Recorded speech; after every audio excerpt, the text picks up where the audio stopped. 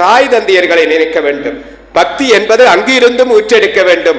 அதிலே ஒரு இனிமை வரும் என்று குறிப்பிட்டிருக்கிறார். தகுதி உள்ளவர்களை பற்றி குறிப்பிடுகிறார். யார் தகுதியுள்ளவர்கள்? அன்பிலும் பக்தியிலும் எவ்வளவு உயர்வாக ஒருவர் செல்கிறாரோ அவ்வளவு கடவுள் பக்தி உள்ளவர், தகுதியுள்ளவர். யார் மற்றவரை பற்றி நேசிக்கிறாரோ, மற்றவரை பற்றி உணர்ந்து நடக்கிறாரோ, மற்றவர் வாழ வேண்டும் என்று நினைத்து அவரையும் தன் இதயம் போல இதயத்திலே தொட்டு வணங்குகிறாரோ அவர் நல்லவர், அவர் தகுதியானவர். ஒரு நூலை தந்தால் அந்த நூலை ஆக்குவதற்கு தகுதியானவர் என்பதை இறைவன் ஒருவர் மூலம் அனுப்புவார். இவர் இதற்கு தகுதியானவர். ஒரு பொறுப்பை கொடுக்கிறார் என்றால் இவர் தகுதியானவர் என்பதை உணர்ந்து கொண்டு செயற்பட வேண்டும். எனவே அதை தகுதியானவர் என்று சொல்லுவார்கள். அது எப்படி வரும் என்றால் இறையாற்றலோடு கூறியிருந்தால் மட்டுமே வரும். பகவானின் குறிப்பு என்று எல்லாவற்றையும் உள்ளடக்கிய கருத்தை அனுபவிப்பது பற்றி கூற எம்மிடம் பலருக்கு உணர்கிறது. எனவே எம்முடைய எண்ணத்திலே இறையாற்றல் என்பது கட்டாயமானது என்பதை அடுத்ததிலேயும் குறிப்பிட்டு காட்டியிருக்கிறார். அருச்சுனனுக்கு சந்தேகமாகவே வருகிறது. என்ன கேட்கிறான் என்றால், பிரம்மம் என்றால் என்ன, பூரணம் என்றால் என்ன, பிரபஞ்சம் என்றால் என்ன, சீவான்மா என்றால் என்ன என்று அவன் கேள்விக்கு மேல கேள்வியாக இவற்றுக்கிடையே உள்ள தொடர்பு யாது? அதாவது சந்தேகம் என்பது கடவுளிடத்துக்களே கிட்ட நெருங்க நெருங்க எங்களுக்கு நிறைய சந்தேகம் பெறும். முதல் ஞான் யார், எவன் யார் என்று எங்களுக்குள்ளே கேள்வி கேட்க கேட்கத்தான் கடவுளுக்கு கிட்ட நெருங்கிறதுக்கு எங்களுக்கு வாய்ப்பு. மரணத்தினுடைய முக்கியத்துவம், மரணம் எப்படிப்பட்டது, மரணம் கட்டாயம் வருமா, மரணம் என்பது இறைவனாலே கொடுக்கப்பட்ட ஒரு பரிசு, பிறப்புக்கு கொடுக்கப்பட்ட பரிசு மரணம். அதை நாங்கள் எப்படி ஏதோ ஒரு வகையிலே ஏற்றுக்கொள்கிறோம். அது பல விதத்திலே எங்களுக்கு மரணம் அமைகிறது என்றால் செய்த நல்வினை தீவினைகளுக்கு அமையவே நமக்கு இடம்பெறுகிறது என்பதை இந்த கட்டுரை தொடராக அமைகிறது. அதனைத் தொடர்ந்து நானலம் பேணுவோம் என்று இங்கே திரு குமாரசாமி சோமசுந்தரம் ஐயா அவர்கள் குறிப்பிட்டிருக்கிறார். வாய் என்பது மிக முக்கியமானது. அந்த நாவுக்கு முக்கியத்துவம் கொடுக்க வேண்டும். ஏனென்றால் எங்களுடைய நாவினாலே என்னெல்லாம் பேச வேண்டும். இந்த நாக்கு பொல்லாதது என்று சொல்லுவார்கள், எல்லா பக்கமும் போகும். எனவே அந்த நாக்கினாலே எப்படிப்பட்டதை சொல்ல வேண்டும் என்றால் நல்லதை சொல்ல வேண்டும், நல்ல வார்த்தைகளை பேச வேண்டும். தோன்றில் புகழோடு தோன்றுக அகுதிலார், தோன்றாலின் தோன்றமை நன்று என்று வள்ளுவர் குறிப்பிட்டது போல நாங்கள் புகழோடு தோன்ற வேண்டும் என்றால் எங்களுடைய நாவை சிறப்பாக வைத்திருக்க வேண்டுமாக இருந்தால் இந்த நாவுக்குரிய உணவுகளையும் நாங்கள் சரியான முறையிலே எடுக்க வேண்டும். தன்னுடைய கட்டுரையிலே குறிப்பிடுகிறார். உணவு எப்படி சாப்பிட வேண்டும், உணவு சாப்பிடுவது எப்படி என்று அந்த ஒழுங்குமுறைகளும் நாங்கள் உணவு சாப்பிடுகின்ற முறைகளை பற்றி கொண்டு சொல்லுகிறார். 3 வேளை உணவையும் நாங்கள் எப்படி சாப்பிட வேண்டும், அது மட்டுமல்ல நாங்கள் உணவு சாப்பிடுகின்ற போது எப்படியான உணவுகளை சேர்த்து கொள்ள வேண்டும். அறுசுவை உணவு என்று சொல்லுவோம். நாங்கள் விரத காலங்களிலே மட்டும்தான் அறுசுவை உணவு சாப்பிடுகின்றோம். ஆனால் சன்னதியான் ஆச்சிரமத்துக்கு ஏன் அடியார்கள் தேடி வருகிறார்கள் என்றால் இங்கே அறுசுவை உணவை சன்னதியான் கொடுக்கிறான். இங்கே சாப்பிடுகின்ற அந்த உணவு அப்படி பெருமதியானது. இன்று உங்களுக்கு எத்தனை பேருக்கு 63 பாக்கியம் கிடைக்குமோ தெரியாது. ஆனால் சன்னதியானதிலே ஒருவராக இருப்பார். நீங்கள் சாதாரண நாளிலே மடத்திலே வந்து சாப்பிடுவதற்கும் இந்த 63 சேர்ந்து சாப்பிடுவதற்கும் ஒரு வித்தியாசம் இருக்கிறது. சன்னதியானுடைய அருமருந்து இந்த 63 இருக்கும். ஆனால் யாருக்கு கிடைக்கும் என்று அது அவனுக்குத்தான் தெரியும்.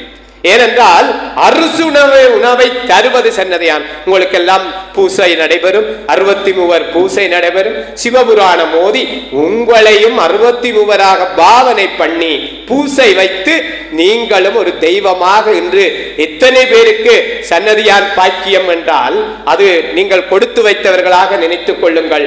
அதுதான் அறுசுவை, அது கிடைக்க வேண்டும். அந்த அறுசுவையினுடைய முக்கியத்துவத்தையும் இங்கே எடுத்து காட்டியிருக்கிறார் தன்னுடைய கட்டுரையிலே. அது மட்டுமல்லாமல் இன்று வளர்ச்சி அடைந்த நாடுகளிலே பின்பற்றுகின்ற உணவு முறைகள், நாங்கள் பீஸா அப்படியெல்லாம் நிறைய சாப்பிடுகிறோம். சில நாட்டினுடைய வறுமையினுடைய உணவு இன்றைக்கு யாழ்ப்பாணத்திலே ஒரு பெரிய ஒரு ஆடம்பர உணவாக மாறிவிட்டது. இத்தாலி நாட்டினுடைய வறுமை உணவு இப்ப யாழ்ப்பாணத்தவர்களுக்கெல்லாம் ஒரு சிறப்பு செல்வந்தர் உணவாகி விட்டது.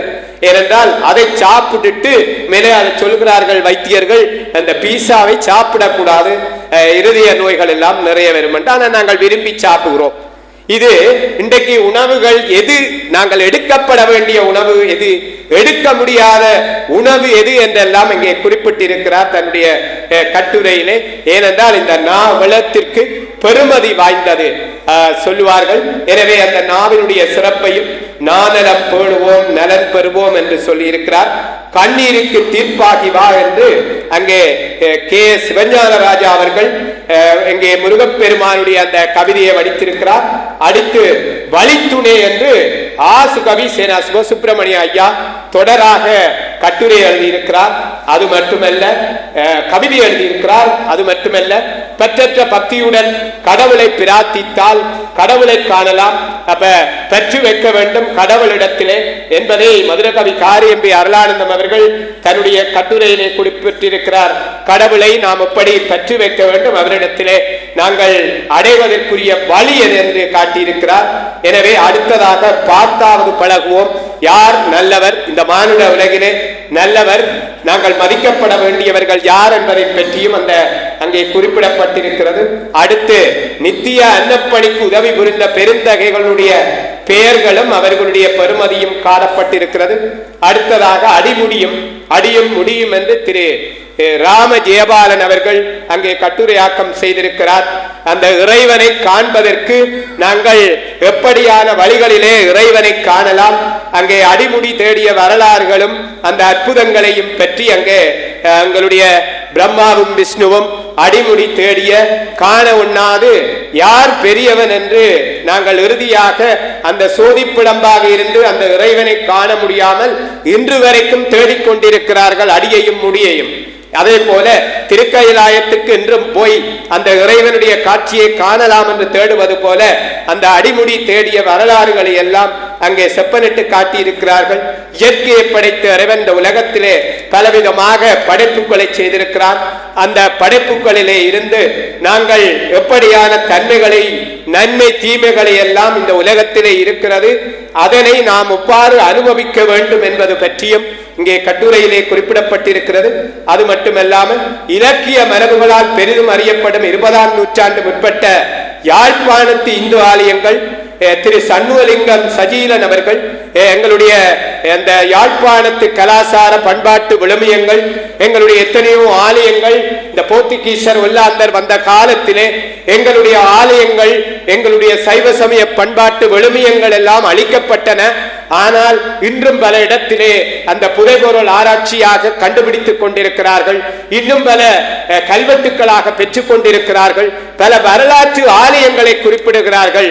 சுட்டிபுரம் கண்ணகி அம்மன் போன்ற பல ஆலயங்கள் நல்லூர் அடியிலே இருக்கிறது. இன்றும் அந்த சங்கிலியன் கோட்டை, அது மட்டுமல்ல எங்களுடைய கந்தரோடையிலே இருக்கிறது. பல பல பிரதேசங்களிலே நயினாதிவிலே கல்வெட்டுக்கள் இருக்கிறது. பல தேசங்களிலே யாழ்ப்பாணத்திலே கல்வெட்டுக்களாக இன்றும் புதைபொருள் ஆராய்ச்சியாளர்கள் இன்றும் தோண்டி தோண்டி எங்களுடைய ஆலயங்கள் சைவ பண்பாடு மாதான் கோயிலாக இருந்து இன்றும் அராலியிலே இருக்கிறது.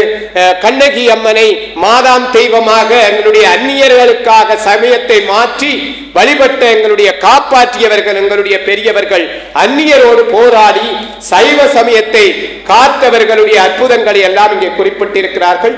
அஞ்ஞான இருள் நீக்க அருள்வழியாய் வாமுருகா என்று திருமதி பரமேஸ்வரி நடராஜா அவர்கள் முருகப்பெற்றிய பாடலை கூறியிருக்கிறார். அடுத்த திருச்செந்தூர் பற்றி திரு சேனா சிவபாதம் அவர்கள் கட்டுரை வடித்திருக்கிறார். உண்மையிலே 6 படை வீடுகளினுடைய 2வது வீடாக இந்த திருச்செந்தூர் அமைந்திருக்கிறது. உங்களுக்கெல்லாம் தெரியும், சூரபத்மனை வதம் செய்து முருகப்பெருமான் அந்த பிரம்மசக்தி தோஷம் நீங்க பெறுவதற்காக சிவபெருமானிடத்திலே சிவலிங்கத்தை பெற்று சிவபூசை செய்த அந்த சிறப்பையும் குமரகுரு சுவாமிகளுடைய வரலாறுகளும் இங்கே சிறப்பாக இடம்பெற்றிருக்கிறது. வள்ளுவர் உபதேசம், உண்மையிலே வள்ளுவர் எங்களுக்கு யார் என்பதை எடுத்து காட்டியிருக்கிறார். ஒரு மனிதன் எப்படியானவர், அவனிடத்திலே என்ன குணம் இருக்க வேண்டும், எங்களை கேள்வி கேட்க வேண்டும். ஞான் யார், எங்களுக்குள்ளே இறைவன் இருக்கிறானா இல்லையா என்பதை எல்லாம் நாங்கள் கேட்க வேண்டும் என்று வள்ளுவர் குறிப்பிட்டிருக்கிறார். அந்த கட்டுரை எல்லாம் எங்களுக்கு பண்டிதமணி சீனா கணபதி பிள்ளை ஐயா அவர்களுடைய ஆக்கத்தில் இருந்து தந்திருக்கிறார்கள். அது மட்டுமல்லாமல் எங்களுடைய சன்னதியார் ஆச்சிரமத்திலே எங்களுடைய மோகனதாஸ் சுவாமிகளோடு சேர்ந்து அடியார்கள் எல்லாம் சேர்ந்து அங்கே பல தேசங்களுக்கு பல இடங்களுக்கு செய்த அந்த பணிகள் தொடர்பான காட்சி படங்கள் மலரிலே தரப்பட்டிருக்கிறது. அது மட்டுமல்லாமல் அருணகிரிநாதர் சிறப்பை பற்றி செல்வி பாவண்ணா வேலுப்பிள்ளை அவர்கள் கட்டுரையாக்கம் செய்திருக்கிறார். உங்களுக்கு எல்லாம் தெரியும், அருணகிரிநாதர் முருகப்பெருமானால் ஆட்கொள்ளப்பட்ட ஒருவர். அந்த அருணகிரிநாதருடைய குருபூசை அண்மையிலே நாங்கள் ஆச்சிரமத்தாலே கொண்டாடி இருந்தோம். அதனுடைய சிறப்புகளை அறநெறி மாணவர்கள் பங்கு பெற்று இருந்தார்கள். உண்மையிலே அருணகிரிநாதருக்கு கிடைத்தது போல வேறு யாருக்கும் கிடைக்காது. அப்படிப்பட்ட ஒரு முருகப்பெருமானுடைய அருள், அந்த அருணகிரிநாதருடைய வரலாறும் ஆலயம் தொழுவது சாலவும் நன்று என்று திருமதி ராஜேஸ்வரி ஜகானந்த குரு அவர்கள் ஆலயம் போய்த்தான் கடவுளை வணங்க வேண்டும் என்று சொல்லி இருக்கிறார்கள். ஏனென்றால் இறைவனை கண்டாலே எங்களுடைய நோய்கள் பல தீரும். எனவே அந்த நோய்களுக்கெல்லாம் மறந்து ஆலயம் என்று சொல்லி ஆலயத்தினுடைய சிறப்பையும் கட்டாயம் எல்லாரும் சன்னதியாருக்கு வருவது போல எல்லா ஆலயங்களுக்கும் செல்ல வேண்டும் என்றும், முத்தி சேர்தல் எல்லோருக்கும் அழகு என்று திருப்போனா பாலேஸ்வரன் அவர்களுடைய அந்த பாடல் இங்கே இடம்பெற்றிருக்கிறது. அதோடு அருணகிரிநாதருடைய விழா எங்களுடைய தொகுப்பு ஈனா கஜன் அவர்கள் ஆச்சிரமத்தினுடைய இங்கே பணியாற்றுகின்றவர்களுடைய அந்த படங்களும் அங்கே நடைபெற்ற கலை நிகழ்வுகளும் கலா பிரசங்கம் என்பன இங்கே காட்டப்பட்டிருக்கிறது. அது மட்டுமல்லாமல் ஆடி மாத அந்த சன்னதியான் ஆச்சிரமத்தினுடைய அந்த நிகழ்வுகளும் இங்கே குறிப்பிட்டிருக்கிறது. உண்மையிலே இந்த புத்தக வெளியீடு என்பது மதிப்பீட்டு உரை என்பது நாங்கள் முழுமைப்பட செய்ய முடியாது. ஏனென்றால் சுவாமி அவர்கள் ஒவ்வொரு நாளும் ஒவ்வொரு எழுத்தாக பார்த்து பார்த்து இந்த எழுத்துக்களை எல்லாம் திருத்தி நுட்பமாக இந்த மலர் எங்களுடைய கைகளிலே வழிவருகிறது என்றால் உண்மையிலே நினைத்து பார்க்க முடியாது. வேறு எந்த மலரை எடுத்தாலும் ஏதோ பிழை வரும். ஆறுமுக நாவலருக்கு பிறகு உண்மையில் அவ்வளவு நுட்பம் சுவாமி, தேவையில்லாததுகள் எல்லாம் சேர்க்க மாட்டார். ஏனென்றால் இந்த மலர் அவ்வளவு காத்திரமானது. சன்னதியானுடைய பார்வையோடு வெளியிடுவது, சன்னதியானுடைய பார்வையிலே இருந்து இன்றைக்கு 2500க்கு மேல இந்த மலர் போய்கொண்டிருக்கிறது. முந்தைய ஒரு காலத்திலே சுவாமி அவர்கள் ஆக்கங்களுக்காக தேடினார். இன்று ஆக்கங்கள் நிறைந்து கொண்டிருக்கிறது. அது சன்னதியாருடைய அருளினாலே சில பேருடைய ஆக்கம் வந்து கொண்டிருக்கிறது. எனவே அவ்வளவுத்திற்கு பெருமதியானது இந்த மலர். இந்த மலருக்கெல்லாம் என்னுடைய பாக்கியம், என்னுடைய பெற்றோர் செய்த புண்ணியத்தினுடைய பலனாக்கம் என்னுடைய குருவோடு சேர்ந்து நானும் இன்று மதிப்பீட்டுரை ஆற்றுவதற்கு எங்களுடைய வணக்கத்துக்குரிய சுவாமி தான் எங்களை எல்லாம் ஒவ்வொரு மேடைகளாக எப்படி செய்ய வேண்டும் என்று எங்களை இன்றைக்கு உயர்த்தி கொண்டிருக்கிறார். அவர் காட்டுவது எங்களுக்கு இது ஒரு பள்ளிக்கூடம். இந்த பள்ளிக்கூடத்திலே கணக்க படித்துக் கொண்டிருக்கிறோம்.